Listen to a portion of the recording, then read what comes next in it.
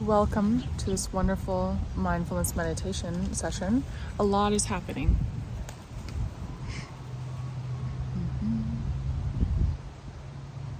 It's okay, dear.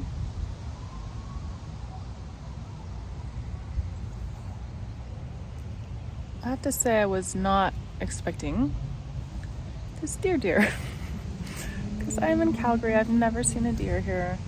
And I'm trying to give off the vibe that I'm not afraid, even though it has antlers and all of that. Yeah, it's okay, dear.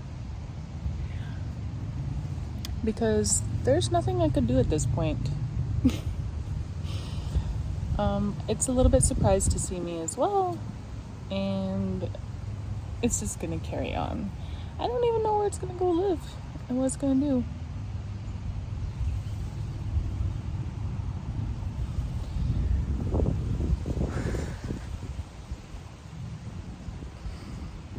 Tell me if you think my reaction was ill-informed, ignorant, dangerous, dumb.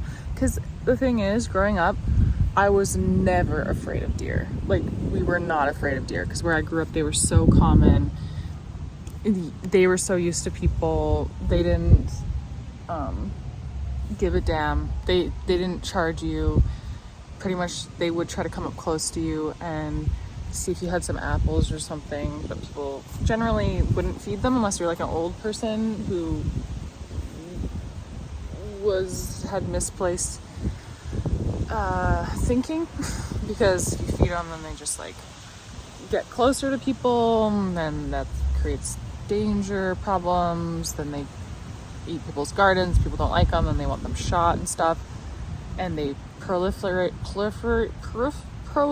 more. And so we kind of coexisted. But as I've gotten older, as most things happen, like, you get more scared of everything because you just become more aware of the dangerous things that could happen. And as I've gotten older, I've just heard of more deer charging stories. And that one just seemed like caught off guard that I was here. It looked like it walked out of another dimension, like a portal. Because like, there's like these cool trees. I looked and it was just like, and this park is like right in the middle of the city. So I remember these guys. And I just didn't know if I got up, if it would like startle it more. I guess probably it's a safer thing. It's hair wash day, so I was gonna wear a hat, but the wind exposes me. I hope you're gonna be able to hear me. I still need to freaking get my microphone working. I probably could have went and like walked behind the tree or the vehicles over there, but yeah, I sat here like a sitting duck or whatever, so tell me if you think that was stupid. But I just tried to not give off scared vibes, thinking that that would translate, or threatening vibes, you know?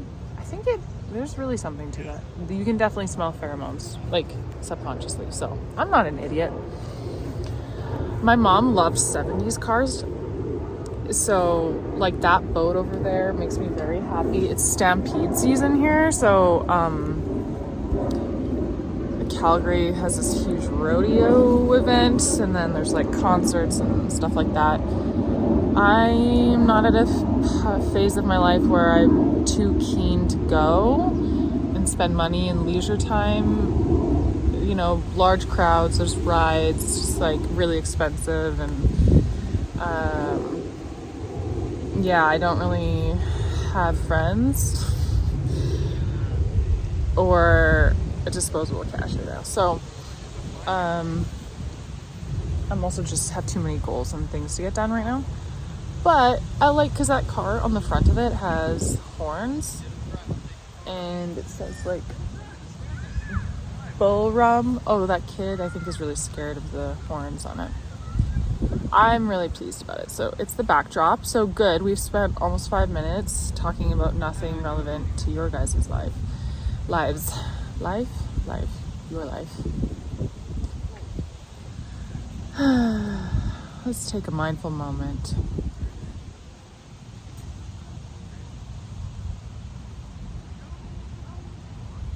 just to really prolong the period of telling you anything useful about what this video is going to be about.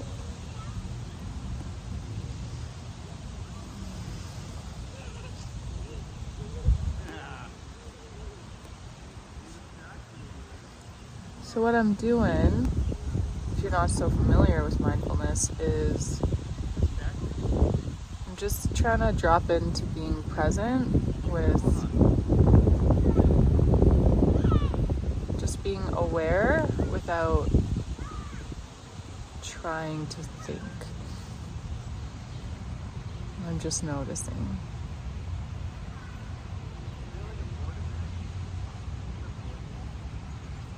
With mindfulness meditation, as I've talked about here, the primary anchor is your breath. So that's where you would place your attention, and then you just notice any thoughts that appear in your mind. You don't gotta engage them, judge them, just let them go by like they're floating on a rock in a river. What? Floating on a rock? No. If they were just like not sinking, if they were on a leaf or something, or they just like thoughts could float. I think thoughts would float if they were on a river. That would be physics. So yeah, I'm tuning into my breath, but even before I did that, I just kind of stopped engaging in thought and just like tried to tune into my senses, which is something you can do.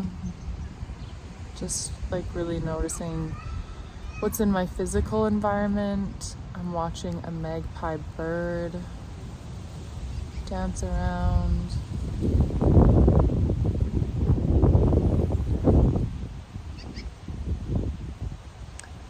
I'm having a thought that I'm going to choose to share, which is just to close the loop on the deer situation that happened. Maybe some of you guys are like, why are you even freaking out at all? But like, yeah, it had antlers. I think it was like a teen boy. You know how teen boys can be, like they're just like all testosterone, no reflection. So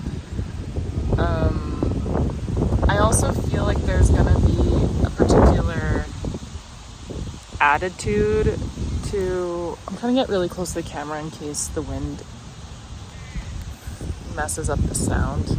I want that that tree in the frame, but I think the wind's blowing like right into it. I feel like it would help as if I understand wind dynamics, but yeah, I imagine that different cities, and depending on like the ecosystem of like how threatened the deer already feel here or not, they're going to be more or less aggressive, and I just have no idea what the deer relationship situation with people is in Calgary, so I was a little bit nervous about that deer coming right at me, and I was just sitting here like a dumb cute duck. Do you like this hat? It's pretty goofy. I kind of like it though. It's just, I like it, except like the shape isn't right. It's too narrow here and stuff, and I wish it wasn't actually mesh because I just want full coverage. You know how I feel about hats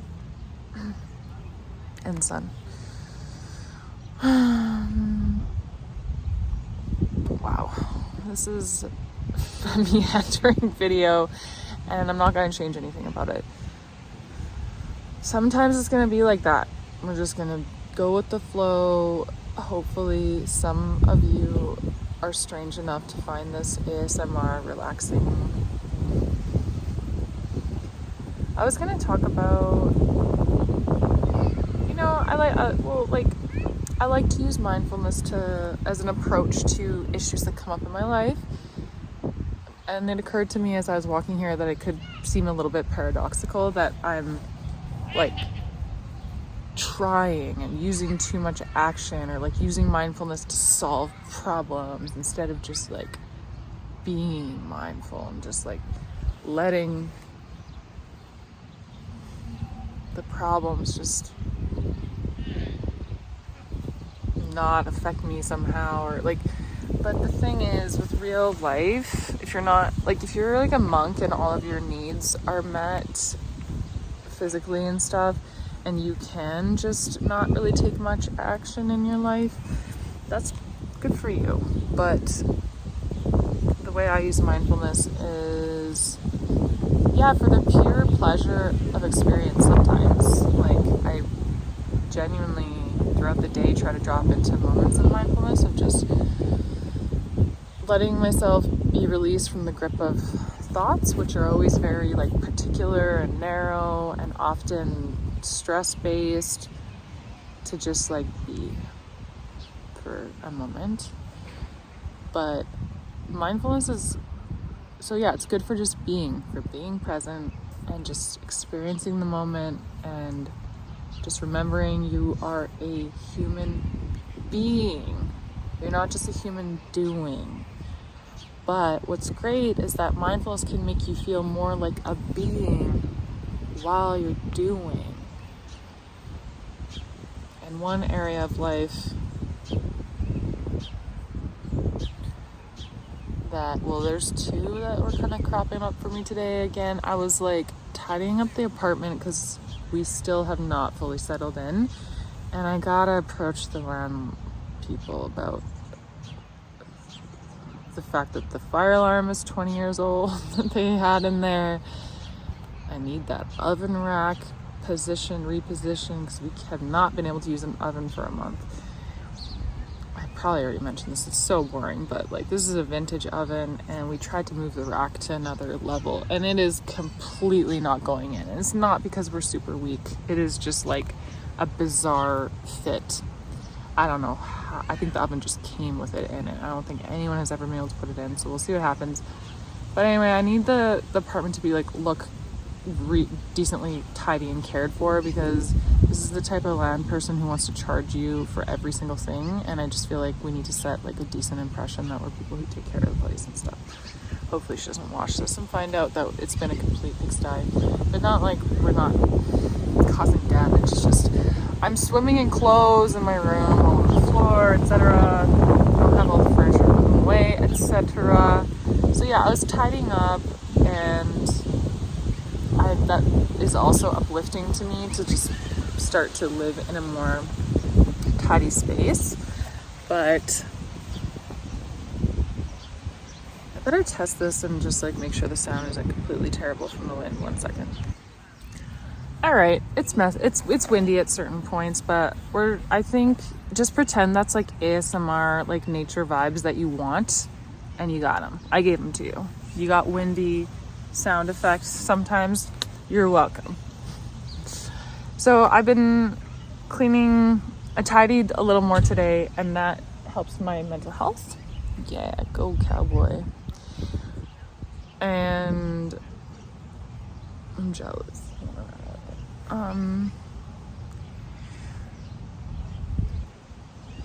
But any idea about like interacting with the landlady, it's just my stress wants to spike. But so sometimes I feel like if something is kind of an acute issue, I like artificially will play with like a like radical not caring, where I'm just like, I don't fucking care like what happens.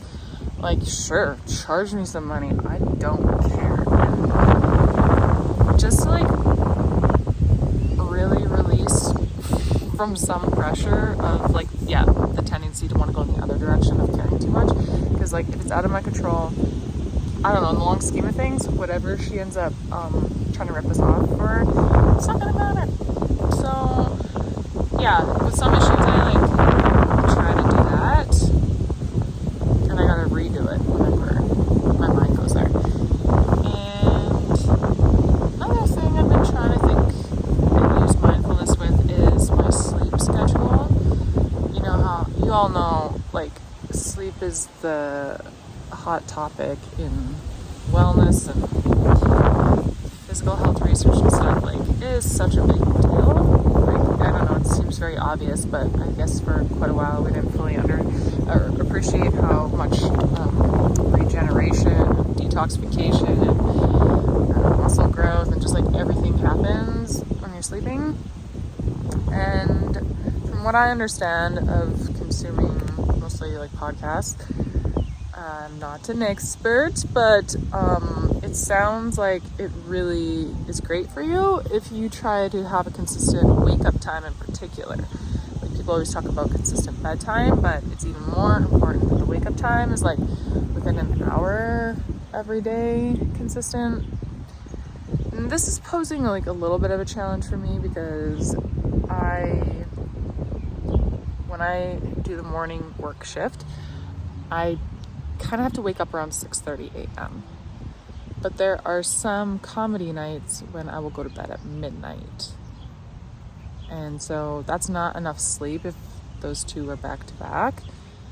So, well, that's one problem kind of, but like, I can probably survive a day, but I get pretty non-functional. I can really notice it if I sleep like under 7 hours, like 6.5, I can kind of get by. So hopefully I can just survive some of those days, just because I'm having to do tasks and stuff. I feel like if I were at home the day after something like that, I would just like really start to shut down and need a nap or something. I hate naps, by the way, but I've been needing them for the last like month and a half pretty frequently with this like life transition. So hopefully I can go back to not needing them. But yeah, there's some days where I gotta get up at 6:30, and then there's some days where it's hard to get to bed before midnight. So it's like, say for example, I go to bed at midnight after a comedy mic, stand-up mic, then, and the reason why it's late, they actually tend to end like around 10:30 or something, but 10:30. But I'm just trying to get to know the comics a little bit, so sometimes I'll hang out and talk to them after, and then it takes me like half an hour to an hour to get home, and then I feel like I need like an hour to wind down to like fall asleep, like just like slowly do my bedtime routine. And I could probably shave that all down. I could probably just try to socialize with the comics before, leave promptly after the mic, and I'm gonna try to do that. But I had, for example, I went to bed at midnight like yesterday, I think. Yeah, so I woke up at 8 a.m. today. And that's okay, like, but from a more like health standpoint, or is like I woke up at 8:30, I think. That's already kind of pushing it, like being a little inconsistent, because now tomorrow morning I gotta wake up at like 6:30, and like, so that's like 2 hours different. And so like my body clock, the circadian rhythm, will be a little bit less like ready to go to bed probably at 10:30 or 10. And so, you know, it's just like it's not extreme, and like, golly, I know people who like have to do night shifts and shit, whatever, and you're all over the place, and I am just like, wow to people who do that, because I'm really quite sensitive and can barely handle this like 2 hour difference. So yeah, I've just been like trying to figure out both what's the practical steps that I can take, and I think mindfulness, it just comes in at every step as helpful. In, for example, if I really just try to be present and not judgmental and worry about going to bed late, say a day where I have to go to bed late, at least if I'm not worrying about it, I probably will I'll fall asleep quicker, less cortisol or whatever stress hormones in the blood. I'm gonna get a more restful sleep. So I'll just be able to make the most of the time that I have. And who knows, maybe just trick my body and brain into thinking we got enough sleep. And then yeah, and just so not overly, I talked about this last video too, with like, I think it's good to like be educated about health and know where the risks are, like what can damage your health, but it's not good to just accumulate knowledge like that if all it does is stress you out, because that's literally the worst thing for your health is like low-grade chronic stress. I mean, getting shot near the heart would be pretty bad too. But so I'm also just trying to be okay if this is like a period of my life where the sleep schedule is just not as routine as I want, and just having a good attitude about it. What do you think about that? Like, yeah, like just both. I bet there's a place in your life where like, you know, you could be a little bit more physically healthy. Say you don't have as much time to exercise as you like, or cook as healthy and prepare food. And sometimes like having it as more of a long-term vision and goal, and just, yeah, being mindful about it, of like being compassionate towards yourself. Where are you trying? What are the kind of practical limitations that you're facing? And then doing kind of the best you can, but just being like, yeah, I'm just not going to be perfect with it right now. And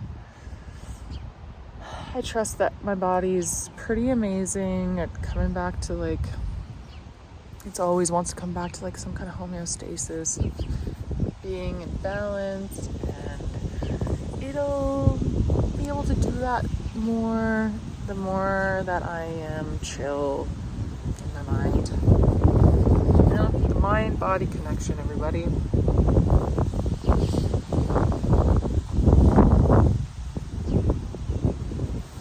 It is around 6:45-ish p.m., which again, I usually do these in the morning-ish, but my phone was all full. I uncluttered it earlier, and now I'm here.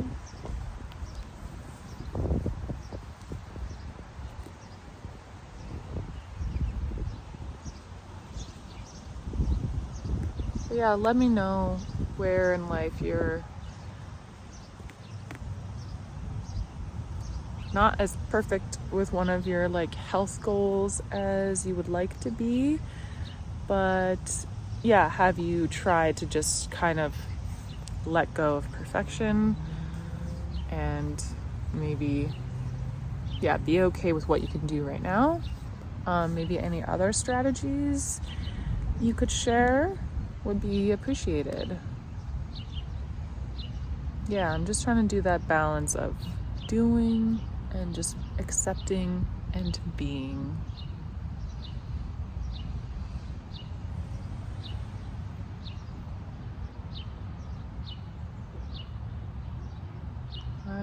I watch dogs.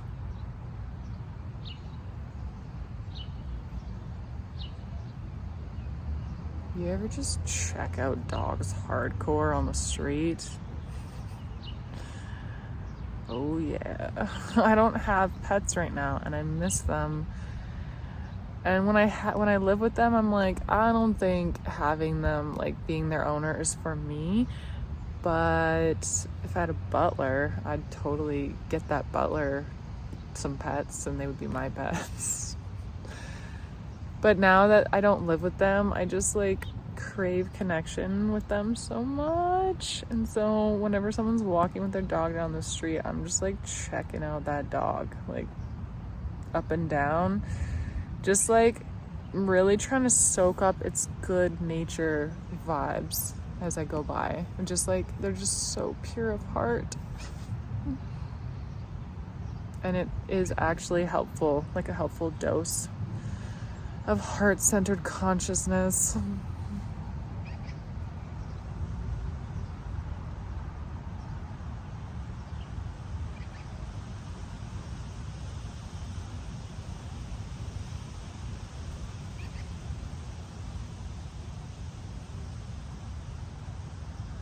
I'm noticing that there's less birds, I think, than the last video recording. And that must be the time of day, would you say?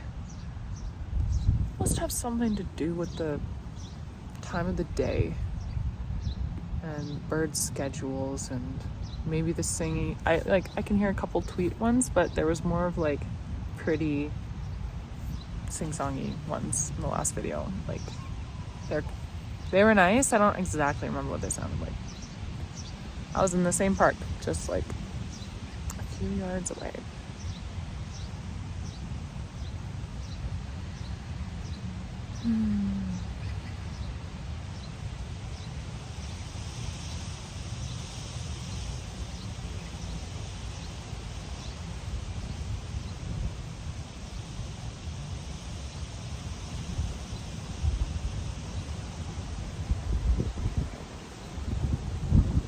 Do you know what? I've asked Chad, aka ChatGPT, about the sleep stuff, and it recommended even, and I remember hearing, I think Dr. Matt Walker, some sleep specialists say on the Huberman podcast a while ago, which I didn't listen to that podcast in a few months, but I distinctly remember Huberman being surprised when he asked the sleep expert, like, okay, what if you, like, everybody, okay, we need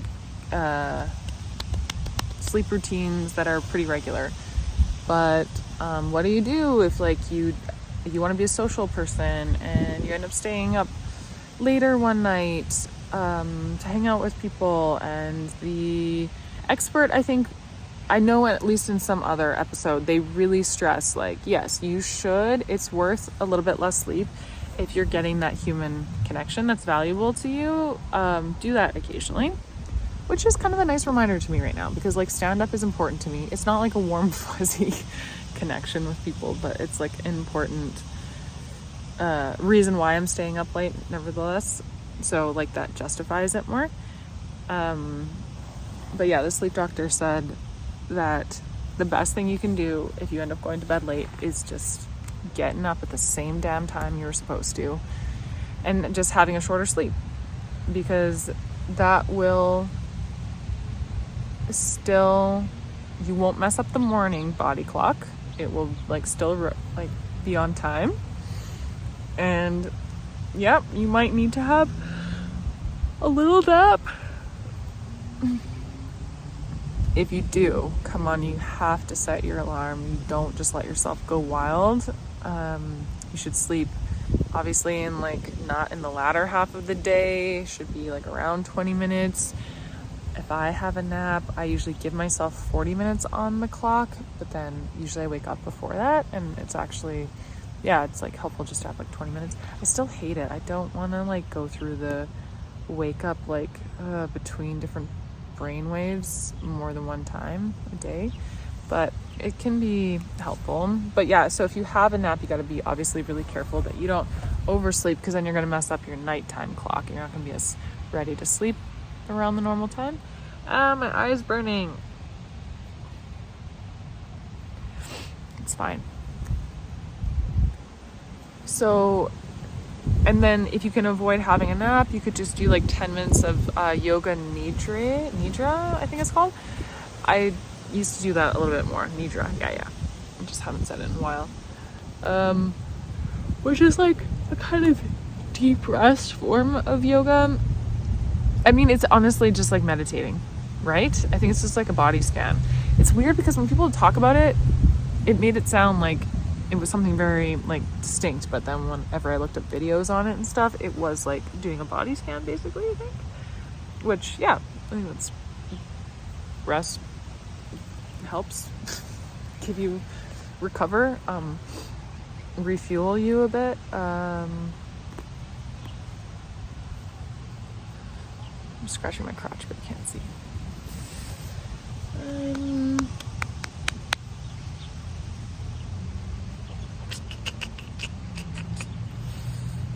That's funny because I told you that my pH was off last time, and now I feel like you guys are thinking that's why it's itchy. It's just a normal itch. I did a strength training workout right before this, and I'm gonna have a bath after this. I'm gonna have Epsom salt bath. Oh yeah, that is so relaxing and good for your muscles, and also good for getting you ready for sleep. So make sure you do that. But yeah, the expert said to wake up at the same damn time. Just try to figure out a way to make it through the day so you'll be just ready for sleep at the same time the next night. Just like, don't throw your schedule off more. So yeah, that's, if I have the ability, I always like to give myself 8 hours of sleep, but maybe I will try to be consistent with this idea of waking up no matter what around like the exact same time, even if I go to bed later, and then just trying to find a way to get through that sleepy period if I have one in the later afternoon. Like, oh my god, the dog is frolicking. Wait till its owner throws the ball. Oh, it's very far away, but that's delightful. It's frolicking. It's so cute. Looking for his ball. Yeah. I don't know. Oh, there it is. I hope you all got to see that. Oh, that's adorable.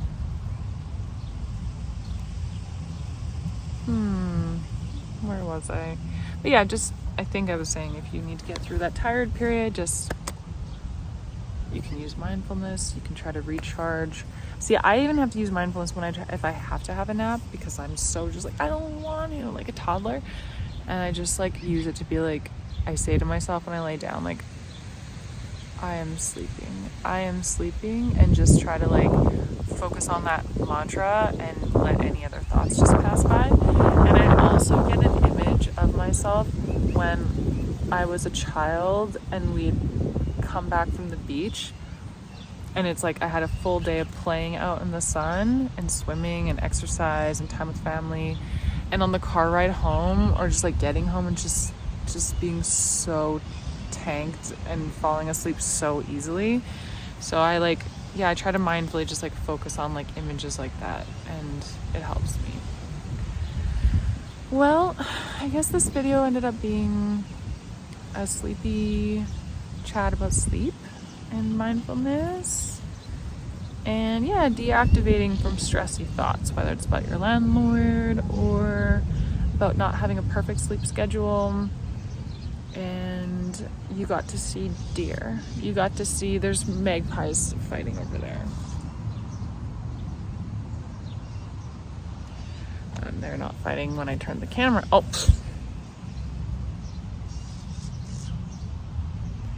You got to see that frolicking dog. So it's been a joyful, relaxed time.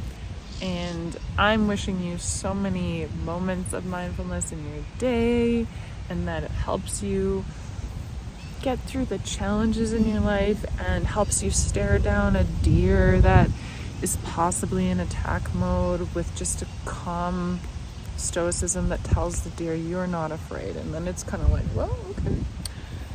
And please make sure that you support the damn channel, because I need it. Have you seen these numbers? Share it with a friend, like, subscribe, save it to a playlist so you can fall asleep to this stuff.